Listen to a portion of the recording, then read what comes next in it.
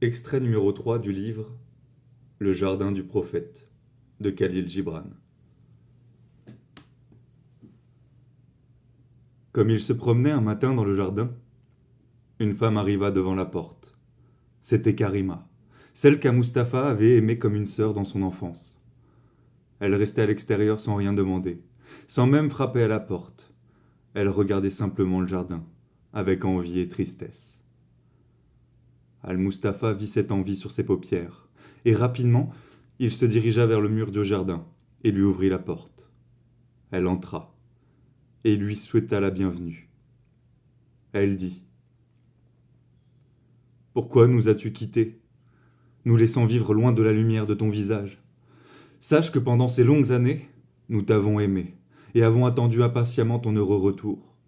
Maintenant, les gens t'appellent à grands cris et voudraient s'entretenir avec toi. Je suis leur messagère, venue te supplier de te montrer à eux et de leur parler de ta sagesse, de réconforter les cœurs blessés et nous mettre en garde contre nos égarements. » Il la regarda et répondit : « Ne m'appelle pas sage, à moins que tu n'appelles sage tous les hommes. Je ne suis qu'un jeune fruit pendant, encore à la branche, et hier encore, je n'étais qu'une fleur. Ne traite aucun d'entre vous de fou, car en vérité, nous ne sommes ni sages ni fous. Nous sommes des feuilles vertes sur l'arbre de la vie, et la vie elle-même est au-delà de la sagesse, et plus encore de la folie. Et puis, vous ai-je vraiment quitté ? Ignores-tu qu'il n'y a pas de distance, hormis celle que l'âme n'arrive pas à franchir en imagination ? Et quand l'âme abolit la distance, une harmonie se crée en elle.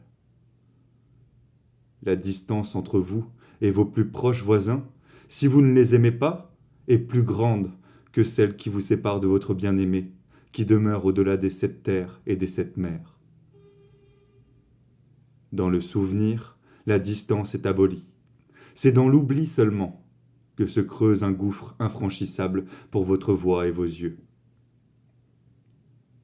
Entre les rivages des océans et le sommet de la plus haute montagne est tracée une route secrète que vous devez absolument parcourir avant de ne faire qu'un avec les fils de la terre. Ou les fils de la terre.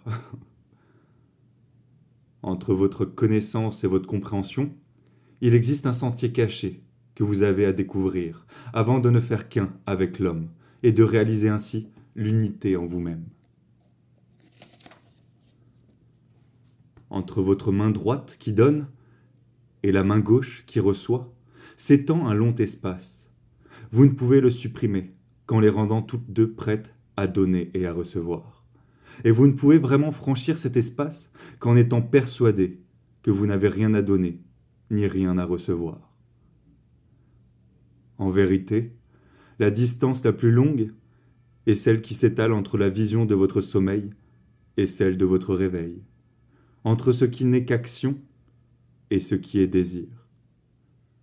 Il nous faut encore parcourir une autre route avant de faire un avec la vie. Mais de celle-là, je ne dirai rien maintenant, car je vous vois déjà fatigué de voyager.